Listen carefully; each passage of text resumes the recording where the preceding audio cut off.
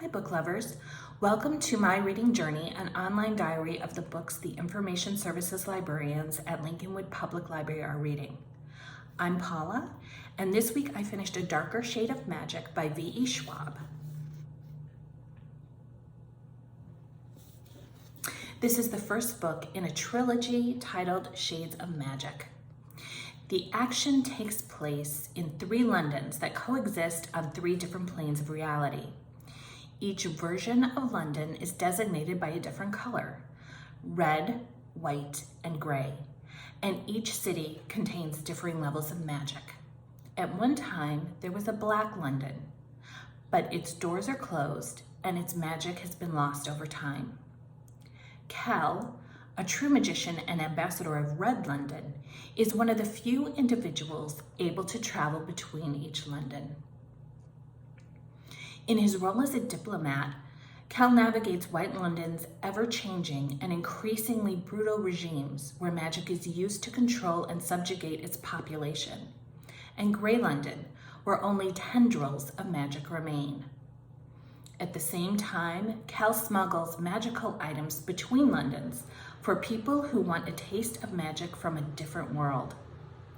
But when an act of treachery leads him to a powerful object from Black London, Cal must rely on Delilah Bard, a Grey London pickpocket with a thirst for adventure, who robs him and then convinces him to take her along on his search for the truth. A Darker Shade of Magic falls into the fantasy genre of fiction, which I normally don't read. Like science fiction, fantasy involves building alternative worlds. What sets fantasy apart from science fiction is the inclusion of supernatural and/or magical elements and beings in the plot, setting, or themes. And what makes a fantasy book a good read is its ability to transport the reader to another world, making books like A Darker Shade of Magic a terrific escape and just the right kind of distraction.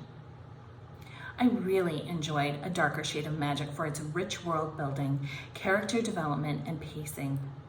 There is a lot of action as characters fight for their lives and for each other as they try to save each London from magic's destructive influence. Now, a warning on some of the content. To travel between worlds, Cal must cut himself, and there are some graphic descriptions of violence and injuries some readers may find uncomfortable.